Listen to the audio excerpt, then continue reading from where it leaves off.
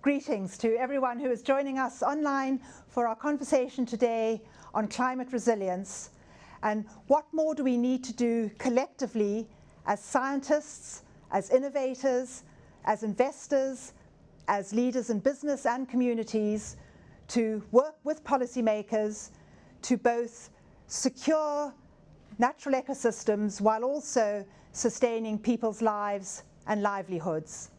My name is Jane Nelson from Harvard Kennedy School, and it is my great pleasure to welcome our fantastic guests who are with us today. Dr. Martha Munoz, who is a professor in ecology and evolutionary biology at Yale University, and the recipient of the prestigious 2024 MacArthur Prize for her pioneering work in her field. Jairo Trad, who is the co-founder and chief executive officer of an innovative climate tech company, Kilimo, which works with farmers and large companies to optimize water use in agriculture while also improving farmer lives and livelihoods.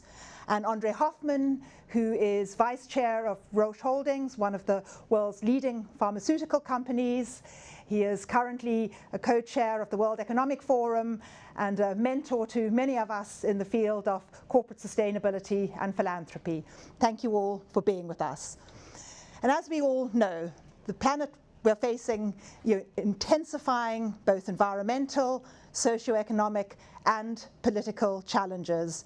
And the escalation of extreme weather events and environmental degradation is already negatively impacting the lives and the livelihoods of some 3.2 billion people around the world. And we know what the challenges are, and I think the leadership challenge is also increasingly clear and compelling.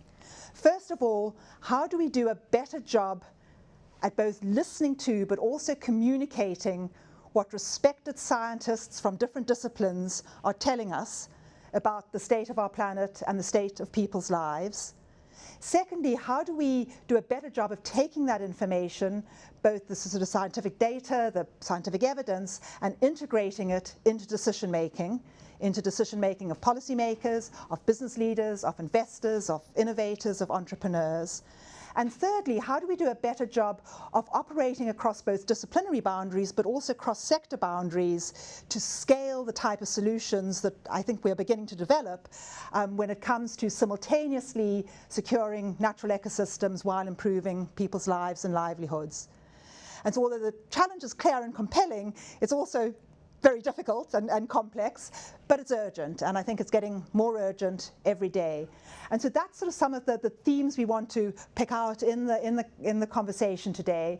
We're going to start our conversation with a pre-recorded presentation from Dr. Munoz, sharing just a small insight into her research on different pathways of adaptation and some of the potential but also challenges of building resilience to extreme weather events and environmental degradation. And then we'll go from that into a conversation. So over to Dr. Munoz's presentation. Life is spectacularly diverse. Think of all the organisms that teem on coral reefs or in tropical jungles. Consider all of nature's fruits upon which we rely for medicine, health, agriculture, and engineering. While living things are so overwhelmingly different, they are connected by a common thread. All of life is the product of evolution, beginning with the first organisms that emerged billions of years ago to those that live today and into the future in which our existence is uncertain. Ever since Darwin's pioneering work in the mid-19th century, we know that natural selection is the primary mechanism by which evolution occurs. Think of it this way. Natural selection occurs when survivorship and reproduction are non-random, with some individuals faring better than others. Over time, this differential success produces evolutionary change. Over enough time, new species can form. Through many years of careful study, scientists have observed the incredibly powerful force that natural selection can exert on organisms. In a famous example, we know that when a devastating drought hit the Galapagos, the resident finches experienced a particularly brutal bout of natural selection. Most birds died, and the few survivors were those with the largest beaks, which allowed them to crack open the very few remaining seeds. And so it goes in nature. Droughts hit, hurricanes hit, selection happens and evolution follows. This perspective emphasizes that natural selection is something that happens to organisms. But there is more complexity to this story. Organisms are not passive vessels exclusively at selection's whim and mercy. Through their behavior, organisms have agency over the selection they experience. When organisms behaviorally buffer themselves from environmental extremes, they dampen the natural selection that they experience, which in turn limit or slow down evolution. I've spent my career exploring the many ways that organisms use behavior to influence evolutionary outcomes, with a particular focus on tropical lizards. My team and I have made some unexpected discoveries about how these lizards and other animals are responding to one of the most pressing current selective pressures, which is climate change, specifically rising environmental temperatures. Now, my fascination with the role of behavior in evolution began about 2 decades ago in the Dominican Republic on the Caribbean island of Hispaniola. Now, near sea level, it's as warm and balmy as you might expect of the Caribbean, but as you go up in the mountains, it gets really cold. So cold, you might think that you're here in New York City rather than in the tropics. Despite the chilly environment, there are lizards on these summits. I was really curious about this. How did these tropical lizards find themselves on cold mountaintops?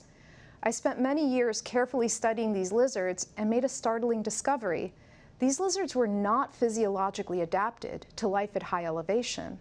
In fact, in most regards, these lizards hadn't changed their biology at all with respect to their lowland relatives. How could they live in a cold habitat despite still being adapted to life in warm environments? It turns out that they were using behavior to recreate the warm, low-elevation habitats to which they were already well adapted. These lizards were incredibly picky about where and when they chose to be active, using the warmest times of day to budget their activities. They may not have been living at sea level, but they made the mountaintops feel like sea level through their behavior. These behaviors also impacted the lizard's evolution. By shielding themselves from natural selection, the physiology of these lizards evolves very slowly. This insight broadens the story on natural selection. Certainly, natural selection still has the power to affect organisms, but organisms also have the power to affect natural selection. Organisms are not entirely at the mercy of their environments. Now, what does this mean for lizards in a warming world? We've spent the past several years exploring how these lizards and others from the Caribbean have been responding to rising temperatures, and we've made some interesting discoveries. Lizards that are good at using behavior to their advantage typically live on forest edges, where there's abundant sun and shade. They shuttle between different patches, which allows them to maintain a stable body temperature, even when the environment fluctuates. As a result of these buffering behaviors, these thermoregulating lizards have not evolved a more heat-tolerant physiology. Keep in mind, however, that this is not an inexhaustible strategy. Without sun and shade patches, these lizards cannot avoid experiencing warming-driven selection. In places where forests are cut down to make way for cattle pasture, for example, the lizards have evanesced. But we also know that not all lizards have the behavioral agency to buffer against the heat. Lizards from cloud forests and rainforests are really poor thermoregulators. In those species, lizard body temperatures track the environment. When the environment warms up, so do the lizards. So they can't use behavior to their advantage. Instead, these lizards should experience the full brunt of natural selection. And that's exactly what we've observed. Over the past decade, their heat tolerance has increased by about 2 degrees Celsius.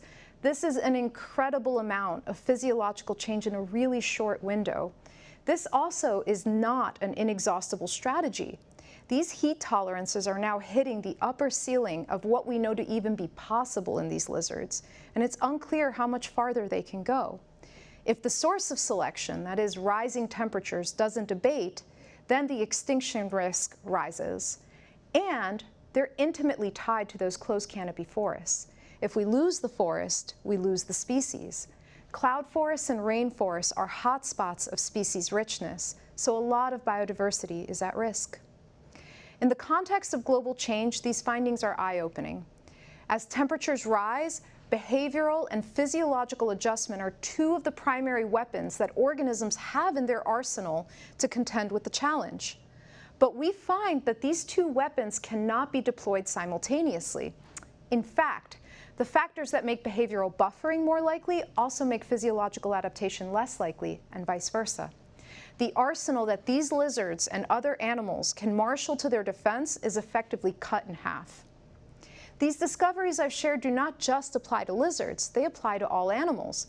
Behavioral buffering presents an immediate line of defense, and organisms do capitalize on that agency when they can. Behavioral buffering isn't equally accessible to all animals. Corals, for example, cannot move. When their capacity to physiologically adjust is exceeded, they bleach and die. And this message applies to us as well.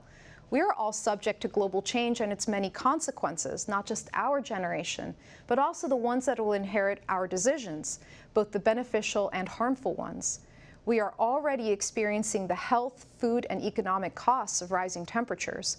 We are losing biodiversity and all the innovations for human health and society that they may harbor.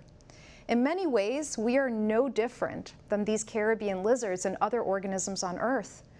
Our access to resources, health, and well-being are all on the line. Most people on this planet are faced with constraints that limit their individual agency over this global, multidimensional challenge.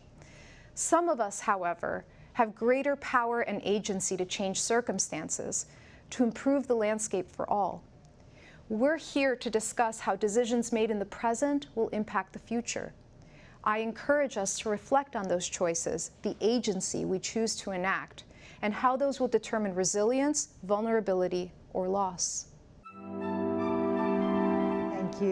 Thank you, Martha, both for that really insightful presentation and the incredibly important work that you and your colleagues are doing. And of the many themes I could take out of that, I'd like to sort of focus on this concept of adaptive agency, and from sort of lizards and corals to human beings and communities. What do we need to strengthen that adaptive agency and make sure that more people have access to it? Oh, well, thank you so much for your kind words, and that's a really great question. I think when discussing agency, what the lizards and other organisms have taught us, I would say, boils down to two main things. The first is that agency requires infrastructure. In the case of the lizards, that requires a habitat that facilitates the use of behavioral agency, and not all lizards have that access, right? So infrastructure and the ability to use agency and whether and how it is doled across different factions of society, different organisms, different ecosystems is a topic for consideration. The second is that even when agency is used, there are trade-offs at play, and that it's never a cost-free enterprise. Whenever a behavioral decision is made to divert resources in one dimension, it means that it won't be diverted in another. So the use of agency will always require careful thought. And trade-offs and understanding of power dynamics. Correct. As well, I would imagine. That's right. And when you're talking about infrastructure, that would be natural infrastructure, physical infrastructure, digital infrastructure, institutional infrastructure, all different types of infrastructure when we're looking at the role of us as humans and communities. Economic infrastructure. Yeah. Yes. No, and that would, probably a good segue to you, Hira, because you're working with hundreds of thousands of farmers in a number of countries, actually helping to build that infrastructure and new models of partnership so that they can be more adaptive and resilient. So, what insights would you have on this question of infrastructure? So we started Quilimo a couple of years ago. We developed a software solution that uses AI to help farmers make better irrigation decisions. Yeah. But at some point we stumbled with the blocker that for agriculture, water is essentially free. So being a tool that optimizes a free resource is not that valuable. Yeah? So that's a type of trade-off that Mark is talking about. Yeah. And at that point, we understood that we decided, as a small company from the middle of nowhere, to take the task upon us to work on reshaping the value of water in food production. Yeah? And to do that, we needed powerful allies. So we started talking with people, going to a meeting, another meeting, and at some point when we discovered that many companies had a strong knowledge of water risk. They knew that in specific areas where they have operation, they had significant and meaningful risk. Yeah? And they didn't have enough infrastructure to invest outside of the fence to help the overall watersheds to be healthy, right? So we developed this model where we connect these companies that want to invest in water security, sometimes for environmental responsibility, but many, many times for a pure risk management strategy, focused purely on the business continuity. We connect these companies with farmers that can save water in the same watershed where they have operation. So far, we have a partnership with multiple Fortune 100 companies that are working with us to help the farmers in the watershed be more efficient with the water they save. And by doing that, those farmers are getting paid, and we provide those incentives. So we're building this economic infrastructure in a way that rewards behavior and reinforces that behavior at the farmer level by partnership with a very unlikely ally. Yeah. And at the same time, that's not only incentivizing both better water use, but broader biodiversity management, ecosystem management, I assume, and also giving farmers livelihoods because they're becoming part of value chains. So the interventions we do are either providing a software tool, but we also finance physical infrastructure. We install irrigation equipment on the farmer level, and we finance regenerative agriculture interventions. So these farmers have better infrastructure, better access to technology, and better soils. So that's only happening because us and a lot of people in the space has managed to build this model where companies can account and acknowledge how their water impacts are there, how much money they have at risk, and how they can start putting resource on managing those risks. Absolutely. And picking up on that question of trade-offs, because if you're a smallholder farmer, you're not going to be preserving the water if there's not the incentive there. Yeah. And so looking at those trade-offs and providing not only the information and the technology, but the incentives that can help the farmers make more informed decisions. With the problem as old and as water and agriculture, it's never a technology problem. Yeah, the problem there is always what are the incentives we're putting there and what's the framework we're putting those farmers to make decisions for tomorrow and for the next 50, 100 years. No, exactly, and I think that's a good segue to you, Andre, in terms of incentives and larger corporations, investors that have either been here for 100 years or hope to be here for a future 100 years. Harry's given us the example of agribusiness companies linking with smallholder farmers and helping to build both resilience and adaptation economically as well as environmentally. I mean, where do you see some of the best practices in terms of large corporations and investors really integrating some of these themes of resilience, adaptation, nature positive, and building the internal infrastructure as well as sort of the value chain infrastructure to embed these into corporate decision making and investor decision making? Well, thank you very much for the question. When you look at resilience and infrastructure, we tend to look at farmers. We tend to look at ways of producing goods with nature. Now, if we really want to make sure that in the long term nature is something that continues to underpin everything we do on the planet, we're going to have to go over and above this sort of management or even this sort of optimization. We're going to have to take nature as a stock, as the basis of what we are doing. And so I have a tendency of, when I talk to my colleagues, to talk to them about biodiversity as life. Life is not anything else than the ultimate resources we deal on. So adaptation, evolution, management of resources, it all boils down to the same thing. If you continue to, in a logic of extraction and pollution, at some stage life disappears. And of course, I don't have to finish that sentence. It has immediate impact on all of us. So good examples would be when you put nature onto the balance sheet and when you make an investment decision, whatever the investment is, you need to be able to realize that it has an impact on the nature stock. And if this nature stock is mismanaged, well, if you misbehave, let's say, then you get to a point where the continuing of adding value in that process eventually hits a wall. And we're not very far away from that. So good examples are a bit difficult to find. Yeah. And what role do you think boards of directors have to play in that process, and and coming back to setting those incentives within companies. Where do you? I think in big companies there are always a sort of two trends. There are the people who govern the institution for the long term. You were talking about the first 100 years. In our case, in our family, 128 years. How are we going to make sure that those 128 years appear? So you think in that time horizon.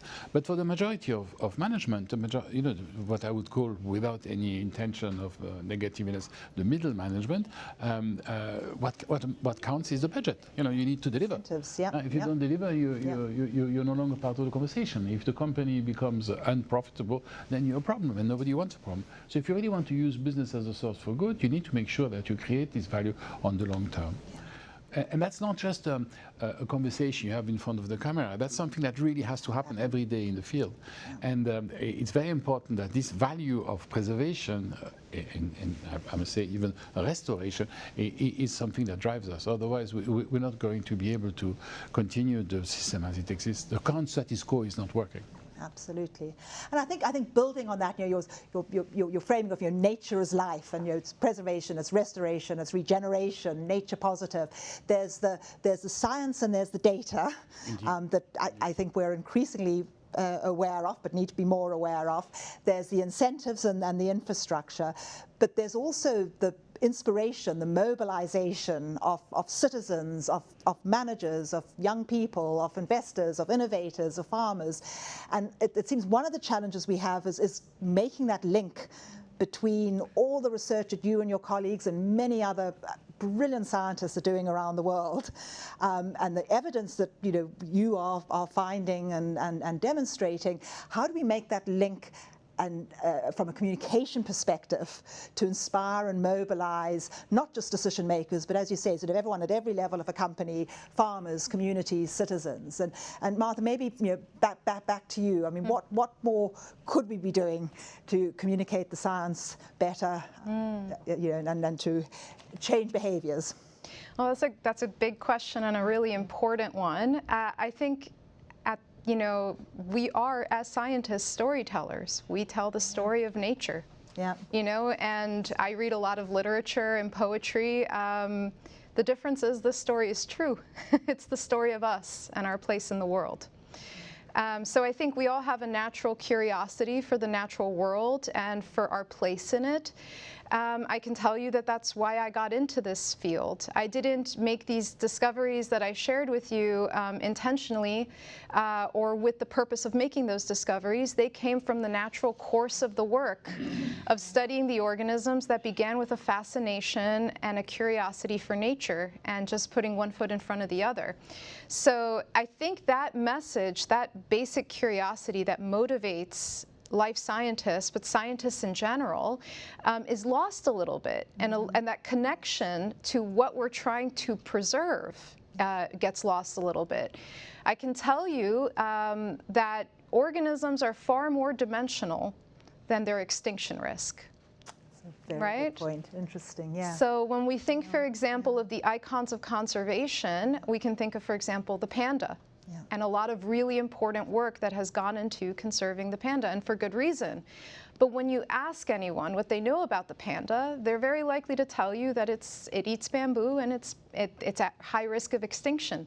There's so much more to the panda's story, to its evolution, its ecology, its behavior and biology.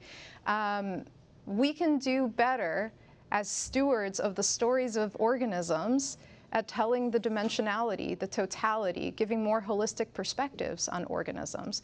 I think that connects people better to nature and inspires us and reminds us that we're conserving part of our story too and how those organisms fit into it. That's a wonderful, yeah. To that, of course, the panda is known, it's studied, it's been a subject for a long time, but there's so much more of the natural world that we don't even know about. I always take the example of a wetland. We know what's flying, we know what's in the water, we know what's at the interface, but as soon as you go deep into the mud, it's terra incognita. There are thousands of bacteria that we will probably never even know, and we need to tell stories about that as well. Life sometimes is smelly and muddy, and it's not only about nice pandas. Yeah, I agree. I would like to chip in there because connecting two dots between long-term and storytelling, I think that we have to make a conscious effort of working around long-term storytelling because, especially in the climate scene and the nature scene, fear is an amazing short-term tool. We can get a lot of money delivered to pandas by talking that we're going to go extinct tomorrow. Yeah, first, nature doesn't work that way. Nothing is going to happen tomorrow in 2 seconds. Things have a long term, and we don't know all the long-term implications of things happening. Second, it has been proven by science that it's not the best way to do things. Fear brings short-term action, but a long-term reaction that ends up in very, very, very dark spaces. And one-dimensional thinking. That's one dimension. I think that it's key that we bring this long-term story that are positive, that talk about consensus, how we're here because we agree on things, that talk about doing this small thing is going to bring to another small thing that's going to bring to an extra big thing. So I think that finding this way of bringing a new climate storytelling that is positive and moving forward, and it's not focusing getting a lot of money tomorrow or in action, but getting the biggest amount of humans agreeing that this is a big issue that we need to act on. No, absolutely. And I mean, and how are you doing it at a community level? I mean, sort of community storytelling, and again, you know, just the incredible power of indigenous knowledge and oral histories and oral storytelling, you know, community consensus building. How are you, and also linking the stories of smallholder farmers to large companies? I mean, what? For us, it's always very important. We try to be very respectful of everybody's story. So I come from a small town of 700 people. So it's a very small town in the middle of nowhere in Argentina, literally. And there you get to learn that, for example, some common idea is that the farmer is this poor person that is covered in dirt. They're probably covered in dirt, but that's because they're working and creating food for all of us. Yeah, so they're there. So putting and what we always try to do in these and many stages is to put a real perspective of who are the stakeholders and what the value they bring to the table, and especially for the people in position of power, not to treat them as a sort of like object that is put in a box and only that box. Yeah. So for us, is bringing as much positive and broader story about the panda, about the farmers. In our case, that's what we do. About the mud. And bringing that to light is extremely important because first, acts the complexity that we need to manage in the scenario, but also make you understand that the thing that is on the other side of the table is living and with multiple dimensions. Yeah. And Andre, coming to you on this concept of storytelling, in some ways, as you know, Jairo was sort of talking about sort of stakeholders and telling, you know, more holistic stories about all the species, including ourselves, telling collective stories at a community level. What's the corporate equivalent? I mean, you've been a real proponent of the stakeholder capitalism model, and you know, companies in an evidence-based way, telling that more holistic story about who they are, corporate purpose, impacts both on nature as well as on other stakeholders. Where do you see corporate storytelling has to go to promote resilience and adaptation? I think that in humanity in general, we rather like entertaining some myths, and then there's this idea that professionalism is actually making money. That's what it is. Yeah. Well, looking after the common good is not necessarily linked to short-term profit maximization. Maybe there's an intermediary between the two. And if you want to really tell the stories of business as a force for good, and I really do believe that business is a force for good, if you want to be able to do that, you need to be able to tie the costs with the benefit for society as a whole. So corporations, you were talking about stakeholders, corporations are not run for shareholders only, they run for society, for the positive contribution to society. Now obviously it has to be profitable. If it's not profitable, as we said before, it's a problem. And if it's a problem, that's not something, it cannot be part of the solution. So we need to be able to introduce in this notion the fact that in this notion of profitability, that profit at all costs is dangerous for the system. And if it's dangerous for the system, it's dangerous for the company. Yeah? So there we are again with this idea of biodiversity and life. If we continue to destroy the planet to be able to make a living, but there's a contradiction, there's a big knot that we tie in the middle. So the narrative is an easy one. It's to say, well, we are not doing this just to satisfy us, me, but we need to do it for us. Yeah, we must go from the me to the we. And society understands that something like this is indispensable. It's just we don't really have the right images to bring it forward. Because that idea we need to really sort of impregnate in people. It's not just when I say in people, it sounds a bit like if I knew better than them, which I don't, of course. You know, humanity has to realize that value created at the cost of one of the what I would call the free capitals, the social, the human, and the natural. If you injure one of the free capitals to get to produce capital, well, you're not sustainable. Yeah, absolutely right. And philanthropists and foundations, you know, do you think they could be doing more to invest in scientific research centres, in biodiverse rich areas, to lift up storytelling about the wholeness of us as part of nature, not separate from nature? Well, I also read quite a lot of books, and it's not poetry or not novels. It's more science fiction. I like science fiction because science fiction brings us, it gives us sort of an idea of what. I mean, the big themes of science fiction we all had. Huh? We had the pandemic, the nuclear winter, which we've never been as close to. When the machine takes over, it will destroy humanity. I mean, all these big themes we have since a long time. But the one that I think dominates the most is the one that the single individual is always better than the system, and that's just not true. That's a lie. We've been lied to for many years, so we need to do something about that. I'm sorry, I don't remember the question. No, but it's a really important point you're making, that thinking of ourselves as an individual who's part of a community, whether it's a local community, a company community, a scientific community, and then that collective communities together that are part of this broader system. So that sort of systems leadership, systems thinking, which we probably don't teach enough in our schools, or let alone our universities, and so thinking more in a systemic way, I think, is important. If you come back to the evolution conversation we had at the beginning, evolution is under hardship, and I think that if you want to create a stable society, we need to minimize hardship. We need to be happy. We need to be able to do things which corresponds to our values. We need to be able to self-realize into our daily lives. Otherwise, we're going to evolve into something not very attractive, I think. Yeah, no, absolutely right. And then the sort of question I was sort of aiming to get at also was the role of philanthropy, because I know the World Economic Forum is now bringing philanthropists much more into this conversation of helping to support the system, whether it is scientific research or community empowerment, addressing some of the storytelling challenges that we face and opportunities. I mean, obviously philanthropy does a lot of good, and we invest in the right thing. We help the research, we help the agriculture in certain places, but really there is something basically flawed in this, because this is the concept of giving back.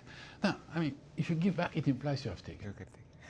And I'm sorry, I haven't taken. I have, with somebody else, created something which helps the patient. Our pharmaceutical business does not employ people because they're profitable. It employs people because they allow us to bring solutions to unmet medical need. And so for me, this idea of co-creation of value is much more important than giving back. It's the story of James Bond. James Bond kills, but he kills for the king, so it's okay. He kills.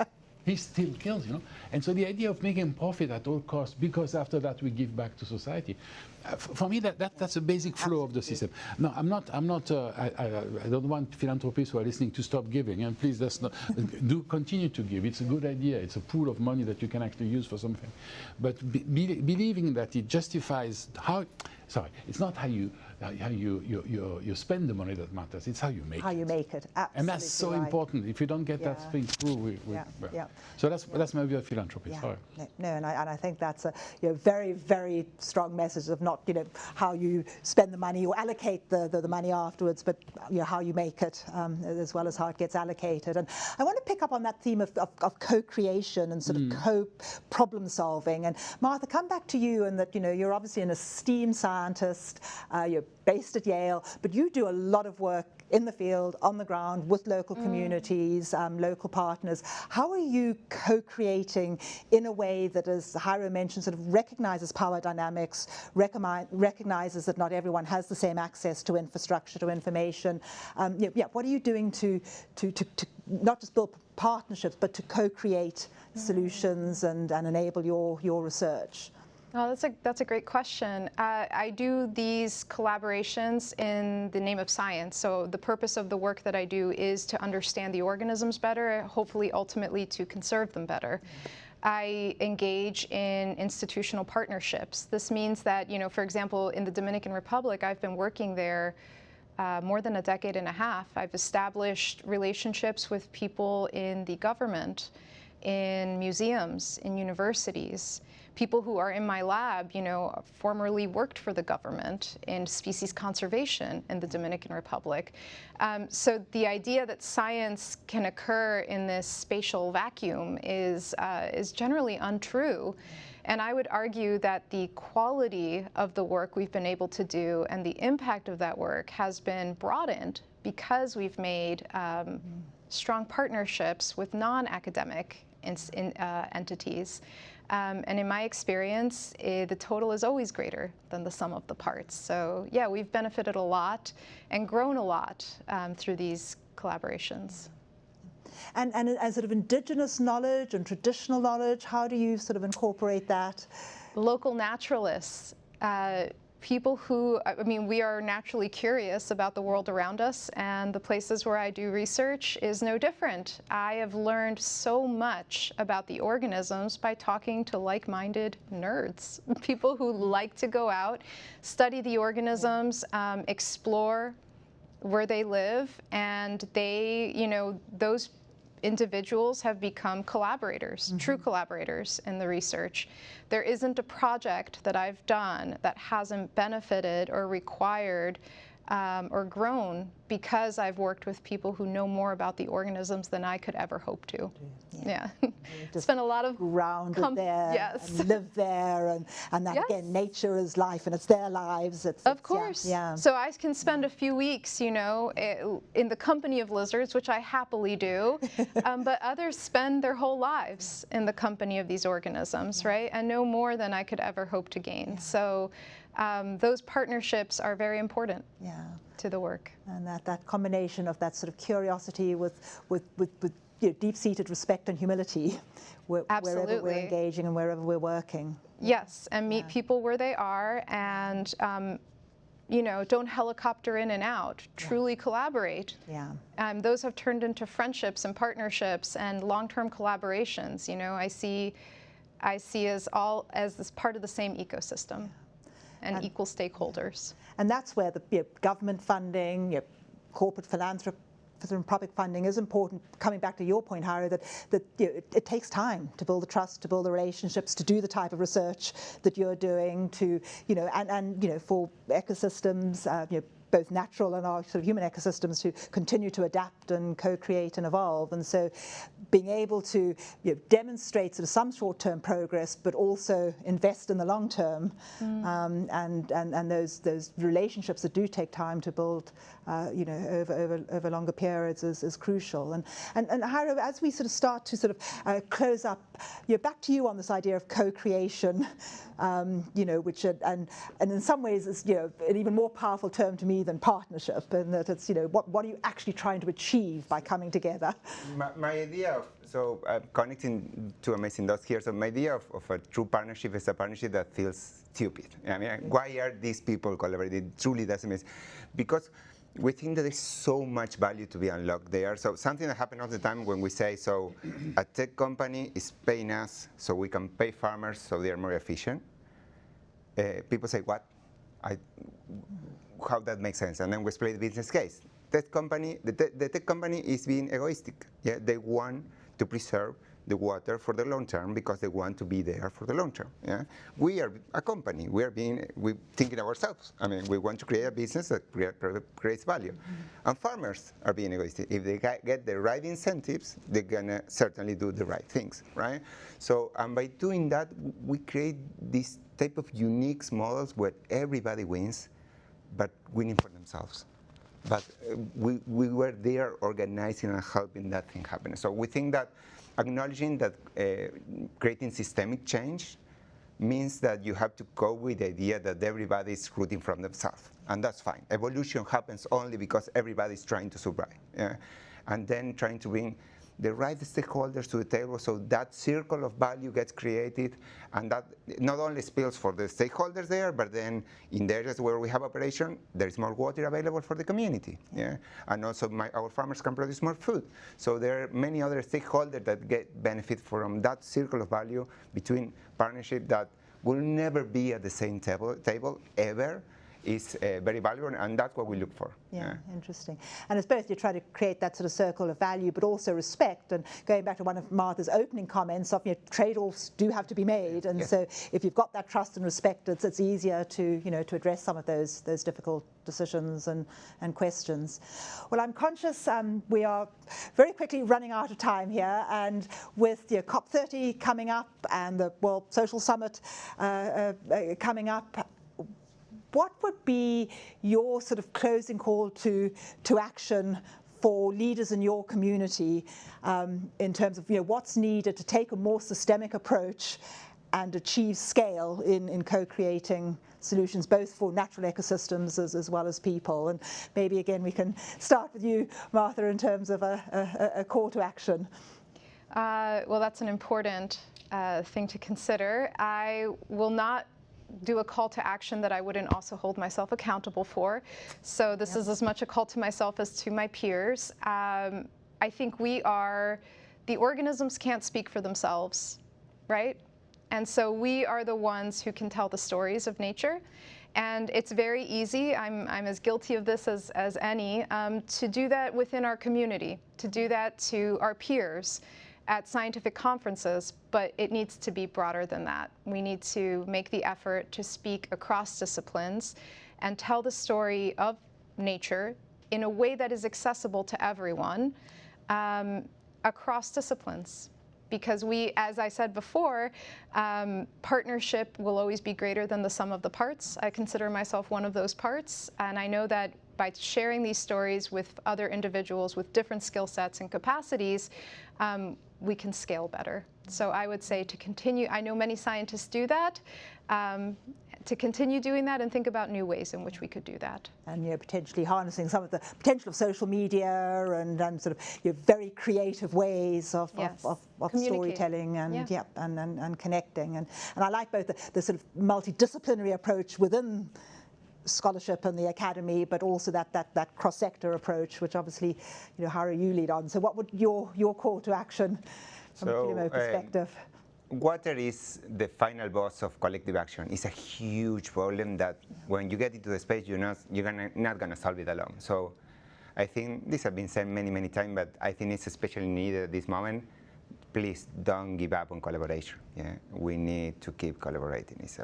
We have many big challenges as humanity into the future, and right now it feels like we should give up in collaboration. And many people are saying let's give up on collective work and big forums like this one, but please don't. Yeah, we need to keep collaborating. No, absolutely. And yet, we need the storytelling on the collaboration as well, don't we? Because your story of specific farmers in a specific place and specific communities working with specific companies on specific solutions that are holistic and systemic is far more inspiring than a very. We need the broad policy calls and the global coalitions, but it's that storytelling around what collaboration looks like that is also important. No, thank you. Andre, call to action. I really like this emphasis on collaboration. I mean, collaboration will always be better than domination, and we tried domination for such a long time in the history, and it has not yielded anything. Now, I think if there is a call of action, it would be to sort of look ourselves in the mirror and to be absolutely frank about ourselves. We are in a dangerous situation. The status quo is driving us to the precipice. Most of the people know that, and yet we do very little about that. Now, when you are doing something that you don't believe in, there is a name for that. It's schizophrenia. It's a split personality, and it's a pathology. And if you're ill, you should go and see a doctor. And now one of the things you should really do is to accept the fact that our current behavior needs to change. Now, how do you change a system? Because that's what we're talking about. I think you need to start at the own personal level. So for each individual, try to identify your frustration, your schizophrenia, and deal with it. It doesn't have to be saving the panda, to come back to the example. It doesn't have to be saving the Amazon. It can be just being a happy person. We will not improve the system, we will not change the system with unhappy people. people. So let's deal with all this. Let's help the old lady to cross the street. Let's make a gesture of kindness to our neighbor. Let's participate to the collective good, and then we will have a chance to do something about the system. But to a certain extent, the common good is based on happiness, and that's what we need to work on. Yeah, happiness and respect. And I think that's a wonderful way to finish. I think three key takeaways from this very rich conversation, and thank you all so much for being with us today.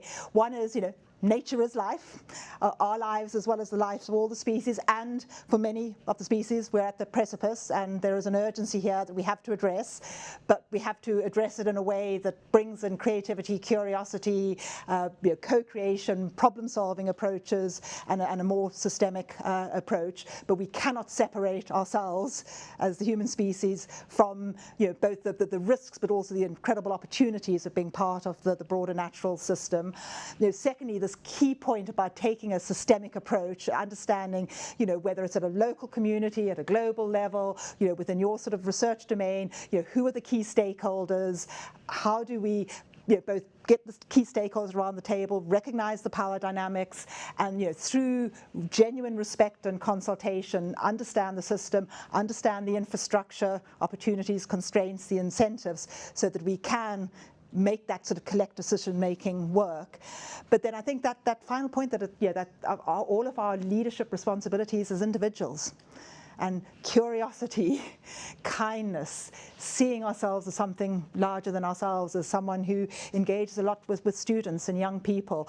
How do we absolutely communicate the sense of urgency, because we do face major challenges as a global community, at local communities, but also that sense of possibility of what can be achieved both for ourselves and the broader natural system that we're part of. So thank you, all of you, very much for being with us. Thank you to the World Economic Forum for bringing us together and continuing to try to build those partnerships across disciplines and across sectors to find shared solutions. Thank you very much. And thank you, Jane. Thank you, Jane. Thank you.